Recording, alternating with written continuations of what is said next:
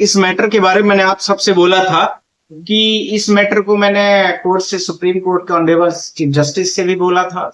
और फिर उसके बाद भी मैंने आपसे बात की, और उसके बाद आज ये मैटर को लिस्ट कर लिया गया ऑनरेबल जस्टिस दीपांकर दत्ता, सतीश चंद्र शर्मा की बेंच में। आइटम नंबर 1002 होता है, जो इसको रिव्यू पिटीशन के नाम से जाना जाता है। रिव्यू पिटीशन आज लगभग उम्मीद की जा रही थी 50 के आसपास थी, सब मिला करके विभिन्न राज्यों की भी, और इसके अलावा और भी जितने पिटिशनरों ने केस फाइल किया था सबकी पिटीशन आ गई थी। पर आप सबको यह बताना आवश्यक है कि रिव्यू पिटीशन की ओपन हियरिंग आज जब कोर्ट परमिट जब तक नहीं करती तब तक नहीं होती। तो हमने उसकी वैकल्पिक व्यवस्था करके हमने चीफ कोर्ट को, हमने जो हमारे ऑनरेबल जस्टिस दीपांकर दत्ता जी हैं, उनको हमने अपना सबमिशन दे दिया है, और सबमिशन के साथ में आज उसमें ऑर्डर भी पास हो जाएंगे।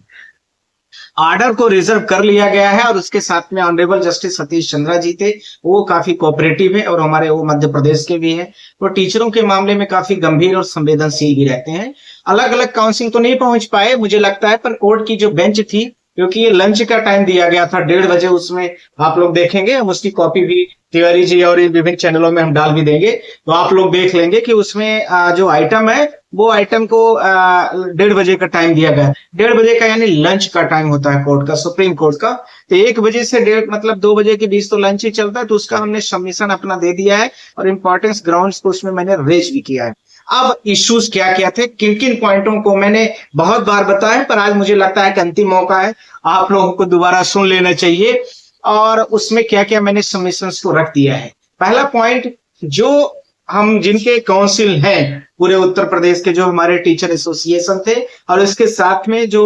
फिजिकल टीचर्स हैं, फिजिकल एजुकेशन के टीचर हैं, जो विकलांग टीचर हैं, तो इसके साथ में जो म्यूजिक वाले टीचर हैं, उनका पूरा जो ग्रुप है उसको मैं प्रेजेंट कर रहा था। पहला उसमें इशू ये है कि आज तक के भारत देश के इतिहास में, जब से ये एजुकेशन का सिस्टम चल रहा है, तब से आज तक ये कभी भी टीचरों को टेट को लेकर के एलिजिबल नहीं माना गया, अर्थात टेट वाले पार्ट में इनको इंक्लूड नहीं किया गया। इनको तो पहले बाहर का रास्ता किया जाए, पहला। दूसरा, इसके दूसरे पॉइंट में आई बात की जिस प्रकार से ये सारे मैटर अभी तक चल रहे हैं, level chief justice Deepankar Datta साहब ने जिस तरह से ऑर्डर किया है, तो मैंने बोला है कि 2009 की गाइडलाइन जो है आपकी, जो एक्ट आया है 2010 से जो पास किया गया, रेगुलराइज किया गया पूरे भारत देश में, तो जो डेडलाइन है 2010 के, उसके पहले से, उसको पहले पर आप नहीं लगाएंगे, और उसके बाद पर आप जैसे कि आप कह रहे हैं वो सारे राज्यों ने लगाया है, तो यहाँ पर पहले वाले टीचरों को इसमें लेने की आवश्यकता नहीं। अब इसमें 2 पार्ट है, एक पार्ट वो है जो प्राइमरी टीचर का है, दूसरा पार्ट जो है वो मिडिल का है।